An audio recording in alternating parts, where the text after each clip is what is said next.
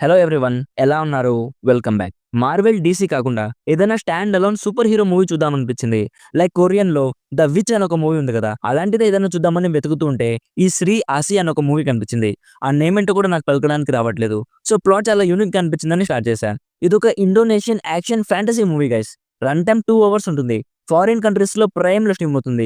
డీటెయిల్‌గా ఈ మూవీ గురించి మాట్లాడుకుందాం. ముందుగా ఇలా కొన్ని యూనిక్ మూవీ రివ్యూస్ కూడా చేద్దామనుకుంటున్నాను. ఇఫ్ మీకు ఓకే అనుకుంటే చెప్పండి గైస్, కంటిన్యూ చేద్దాం. లేకపోతే ఇక్కడే స్టాప్ చేసేస్తాను. అలాగే మన ఛానల్‌ని ఫస్ట్ టైమ్ విజిట్ చేసుంటే ఒక్కసారి ఛానల్ చెక్ చేయండి గైస్. నచ్చితే సబ్స్క్రైబ్ కూడా చేసుకుంటే నాకు చాలా హెల్ప్ అవుతుంది.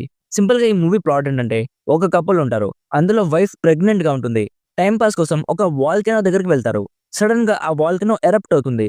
సో వాళ్ళు అక్కడి నుంచి ఎలాగోలా ఎస్కేప్ అయ్యి వాళ్ళ కార్ దగ్గరికి వెళ్ళిపోతారు. అక్కడే కార్‌లో వాళ్ళకొక పాప పుడుతుంది. ఆ పాపకి పుట్టినప్పటి నుంచి సూపర్ పవర్స్ ఉంటాయి. సో ఇప్పుడు ఆ పాప పెద్దయ్యాక కొందరు డేంజరస్ పీపుల్‌ని ఫేస్ చేయాల్సొస్తుంది. సో ఇప్పుడు నెక్స్ట్ ఏం జరిగింది అనేది బేసిక్‌గా ఈ movie plot.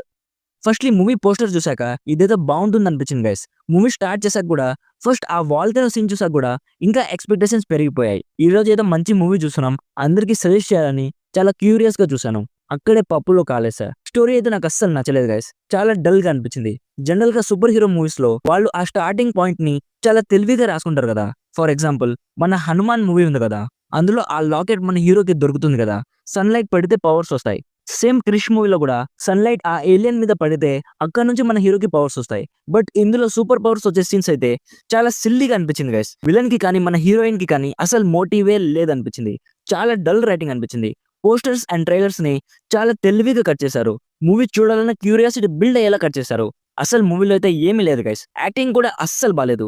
Main actress performance అయితే అస్సలు బాలేదు. కొన్ని సీన్స్‌లో అయితే ఆమె కోపంగా ఉంటే భలే నవ్వొచ్చింది నాకైతే. చిన్న పిల్లలు ఉంటారు కదా! వాళ్ళకి మనం చాక్లేట్ కొనివ్వకపోతే కోపంగా చూస్తారు కదా!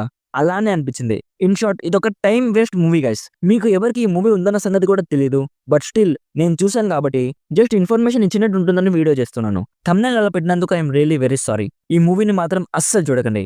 వీడియో నచ్చితే లైక్ చేసి మరిన్ని రివ్యూస్ అండ్ రికమెండేషన్స్ కోసం మన ఛానల్‌లో వచ్చే వీడియోస్ డైలీ ఫాలో అవ్వడానికి ట్రై చేయండి. Thank you so much for watching. Meet you in the next video. By by. జై హింద్.